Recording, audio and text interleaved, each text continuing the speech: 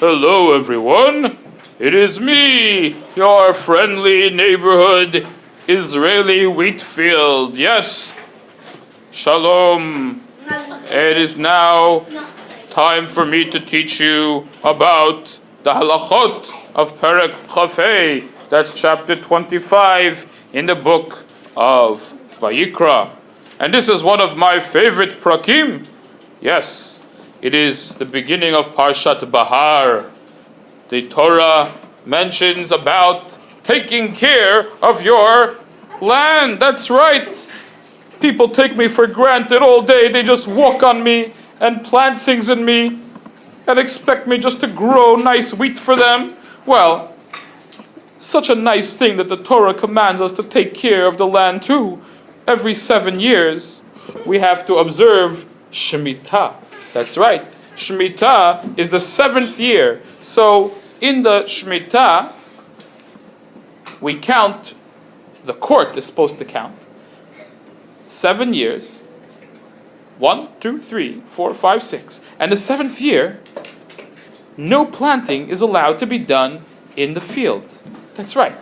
You must rest, learn Torah, do mitzvot, but no planting in the field. Now, you may think, oh no, what are we going to eat? Hashem will definitely send a blessing that you will have enough to eat.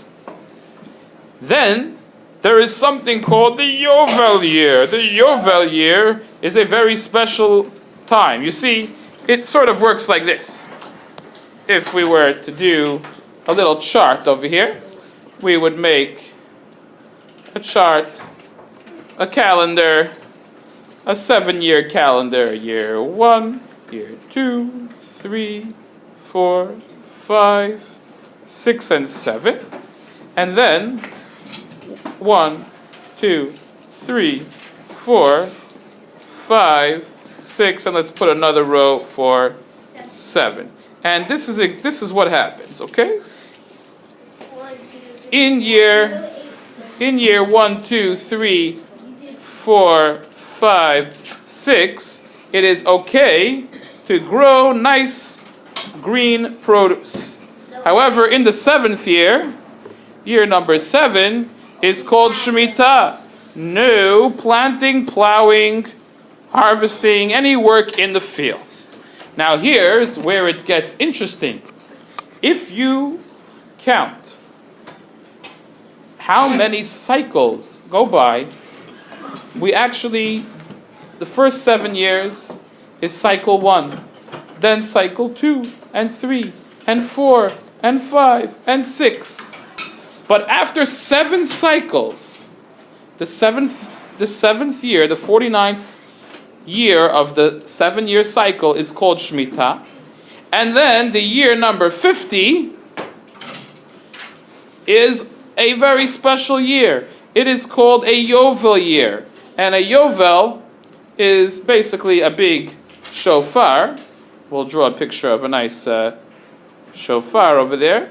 And the shofar is blown in the 50th year, the year number 50, in order to signal that all slaves who are property, all Jewish slaves who are property of Jewish owners in the land of Israel must now go free. And any land that you brought from a Jewish person in the land of Israel has to go back to its original family owners. That is correct. So some more details about the Shemitah and the Yovel. First of all, in the laws of Shemitah, you're not even allowed to prune, to cut off extra branches from your field or vineyard, anything that grows, even if it grows on its own. Also, some more details about Yovel is that after the blowing of the shofar and the freeing of the slaves, the Yovel year is actually considered holy, and it's treated just like a Shemitah. There is no work allowed to be done in the field. You can't even harvest or gather or do anything like that. Now, someone might ask the question, hey, what's going on over here? What will we eat in the Yovel year if we don't work for 2 years in a row? How can we eat? Well, Hashem says, Vitziviti et birchati, I will command my blessing to come into the land, and you will have enough food growing in the 48th year of the Yovel cycle to last for 2 years. Actually 3, lasting for the Shemitah year 49, the 50th year, and the 51st year, until there is enough time to get more grain. And this is the law of Yovel. Now, the next halacha for a field, my friends, is that fields are property of families, specifically of Shivatim and families within Shivatim. You see, the land of Israel, that's me, was divided up amongst the 12 tribes of Israel. And a field belonging to your tribe and your family was called a Sedeh Achuzah, a field of inheritance. That means you got it from your father, who got it from his father, who got it from his father, all the way back to the time the land was divided in the days of Yehoshua ben Nun, the servant, the student of Moshe. And if you want to sell it, it's not a good idea, but if someone is really poor, they need the money, they could sell it. However, not forever. Land in Israel is never sold forever. It is only sold for until the Yovel year, until the 50th year. And the price of real estate in Israel is supposed to be governed by how many years left until Yovel. Well, if Yovel's next year, you can't exactly sell a field for too much money because they're going to have to give it back next year. If Yovel is 49 years away, well then that would definitely be a larger price because you're going to get to lease it for 49 years. Okay? So, now what happens if the Jew who sold it was poor and then he got money and he wants to get it back? Well, you must sell him back the land for... You have an obligation to redeem the land after the sale. And if he has the money, you have to sell it back to him based on the amount of years left to Yovel. If he can't buy it back, well, as soon as Yovel comes around, he's going to get to own it. The next law discussed in Perek Chaf Hei, chapter 25, my favorite chapter, is the law of a walled city. Yes, if there is a walled city, what happens is that if you want to sell something in a walled city, he has 1 year to buy it back. But if he does not use this right, then the house will go to the new owners forever. That's right, forever. Not even Yovel will cancel it back. So you might want to think twice before selling a home in a walled city. However, if you sell a regular home in a town or village without a wall, then they can be redeemed or released by Yovel. Okay, well, let's look at some pictures I got over here. Well, I've got a picture of things you can't do in Shemitah. No cutting, pruning your vines, no planting, and no harvesting crops, no plowing your fields. And here's an interesting one I forgot to mention. If someone lent you money, get this, guys, if someone lent you money and they did not pay you back by Shemitah, the loan had to be torn up and you're not allowed to ask for repayment. Well, the Torah forbids us to avoid lending money so that it doesn't get canceled. We should lend our fellow Jews money. It's very important to help a fellow Jew. There was a great rabbi named Hillel many years later who made something called a pruzbul, and the pruzbul basically works that is a way that you give your loan to the court if you're scared that you're going to lose all your money. The court will make a special document that the loan will become property of the Bet Din, and the Bet Din is allowed to collect it for you. But that is something that's not really written about over here, so I just wanted to mention it in passing. Anyway, there's also special cities in Israel belonging to the Leviim. That's right, the Leviim, the Levites, have special cities in Israel, and if you buy a field or a house in that field, the Levi could buy it back anytime, even the next day.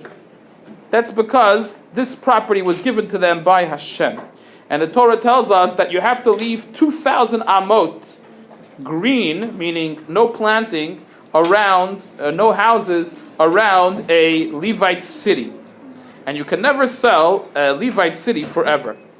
Now, if a fellow Jew becomes poor, you have to help him out. Whether he was born a Jew or a convert. And how should you help him out? You should, of course, lend him money. But if you lend him money, you have to obey the rules of kosher lending practices, meaning that you cannot charge him any interest on a loan. And if someone actually charges you interest, you're not allowed to pay him the interest. That is the law of the Torah. Now, there is some important laws about a Jewish servant.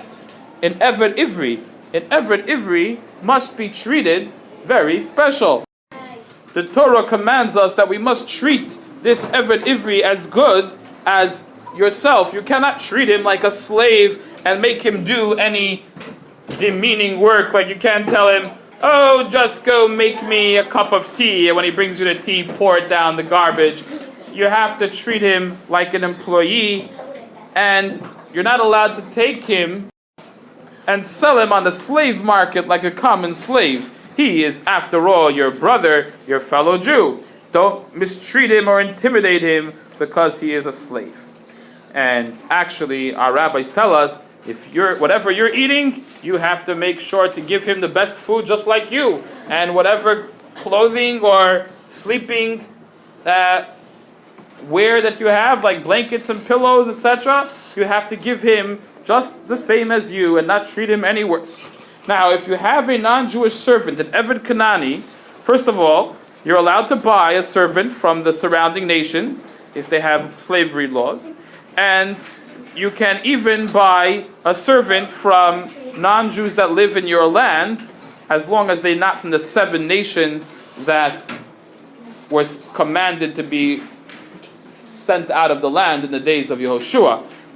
However, they may remain your property and the property of your family forever. Now, what happens if it so happens that a Jew is sold to non-Jews? We must step in. Any relative or someone who can redeem this person should right away do so, because we don't want the Jew to be influenced by the idol-worshipping ways of the non-Jew. And we have to pay the non-Jew, of course. We pay him the amount of money of the years left until Yovel. However, we are not allowed to let the non-Jew mistreat the Jew in any way. Now, it's very important to know, says the Torah, that Avadai Haim, they are my servants. The Jewish people are my servants, and they should not be servants to other people. Therefore, Jews should not sell themselves as slaves, and remember, they are Hashem's servants. Thank you very much for listening. Wait, I guess I should tell you a silly story to help you remember that all of this about Shemitah and Yovel is in Perek Chafhei, chapter 25. Oh, I know. Chapter 25 is chapter NaiL. You see, the secret code goes like this. The 2 turns into an N flipped on its side, and the L is number 5. Let me explain. Because the L is the same shape that your 5 fingers of your hand makes. When you hold it up like this, there's a hidden L inside your fingers, and that way the L is number 25, right? Because you got 5 fingers, and there's an L shape when you hold them up like this, and that is 25. So, chapter 25 is chapter NaiL. So, Perek Chaf Hey, that's chapter 25, is the secret code for NaiL. And it makes a lot of sense because in the seventh year, the fields are nailed shut. That's right. Seventh year, no working on the land. And in the 50th year, big nails, no working, and everybody goes home for free. So in the 7th year and the 50th year, we nail the fields shut and go learn Torah, go do something because you can't work here. Thank you for listening.